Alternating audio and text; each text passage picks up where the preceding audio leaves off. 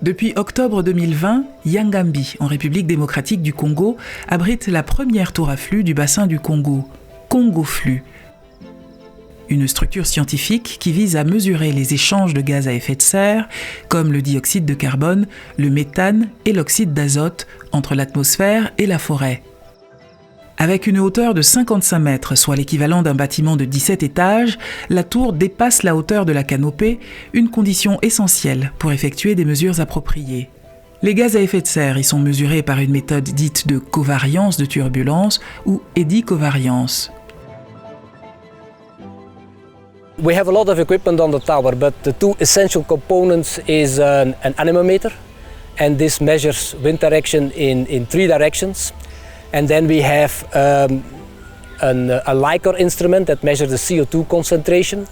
And those two parameters, so the wind speed in different directions and the CO2 concentrations above the canopy, they co-vary.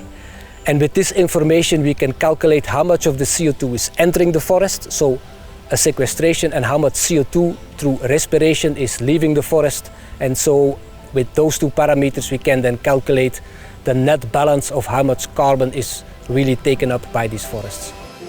Bien qu'il existe environ 600 tours de ce type dans le monde entier, il s'agit de la première dédiée à étudier la deuxième plus grande forêt tropicale au monde.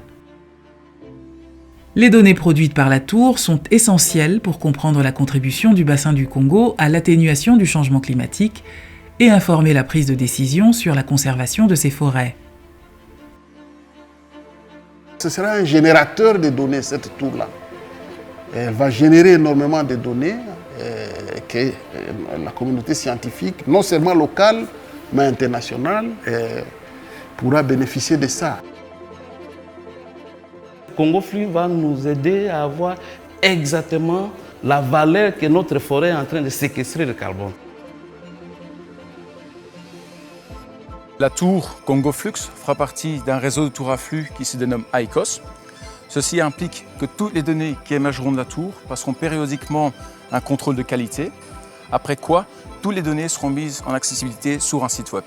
Donc toute personne qui a accès à Internet pourra librement télécharger les données qui émergent de la tour à flux. La tour est le fruit d'une collaboration entre l'Université de Gand, l'INERA, le CIFOR, la société R&SD et les RAIFT, grâce au financement de la Belgique à travers l'Union européenne. Cette infrastructure est opérée principalement par un doctorant congolais de 26 ans, affilié à l'Université de Gand et les RAIFT. Il y travaille en étroite collaboration avec un technicien de l'Université de Gand pour en assurer le bon fonctionnement. Je suis, chanceux. J'ai été le seul à être choisi parmi 43 candidats. Avec ce projet, j'ai eu le doctorat, quelque chose qui me tenait vraiment à cœur. J'ai reçu 2 formations. La première partie était à Gand, à l'Université de Gand. Et la deuxième formation, je l'avais eue en Guyane française. 2 fois par semaine, je dois passer à la tour à flux, faire un data quality check. Je dois regarder ce qui se passe au niveau de la tour, faire le monitoring. Mais aussi, je dois former des techniciens ici au niveau local pour me remplacer.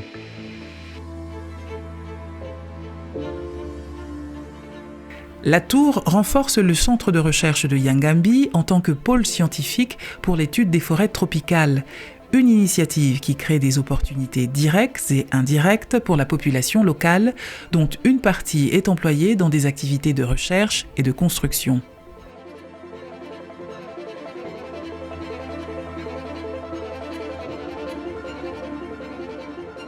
Pour la construction de la tour, on avait une moyenne de 25 personnes.